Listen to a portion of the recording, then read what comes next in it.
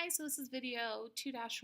I'm going to talk to you really briefly about law of conservation of mass, which is really an easy concept, but if we forget about it when we're doing calculations, it can be pretty tricky. So remembering this is going to help us a lot.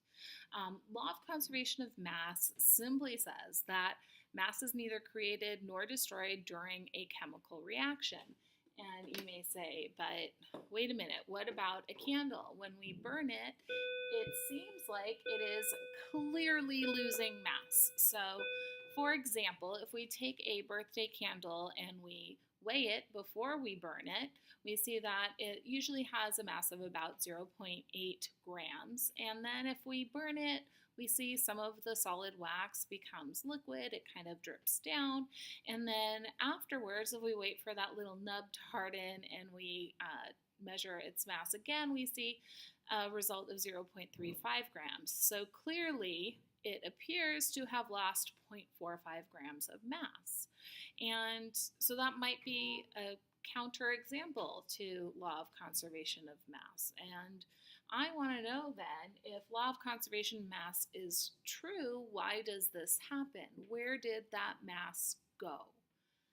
And in order to really understand that, we need to take a look at what the chemical reaction actually is and take a look at that balanced chemical reaction equation. So wax, paraffin wax, has a chemical formula of C25H52, and anytime we're burning something, when we light the wick of that candle, what we're doing is we're adding some energy to get that chemical reaction started.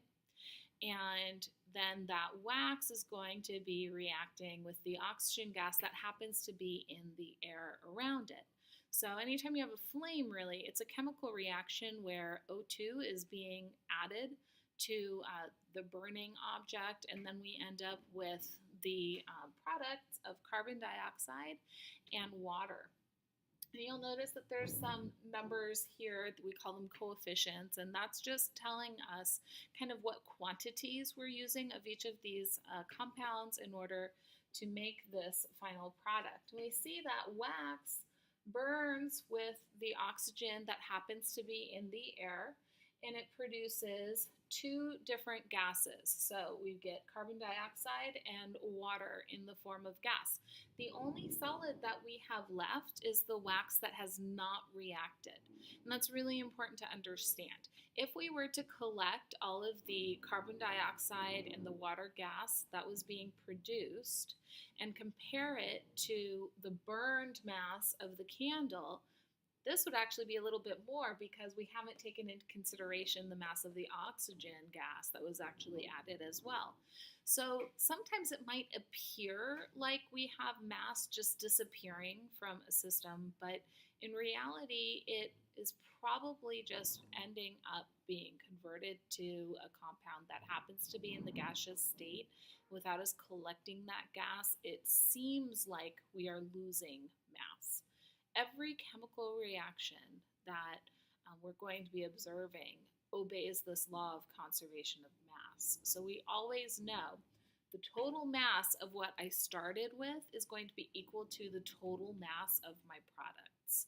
And whether they're in gas or solid form is actually irrelevant.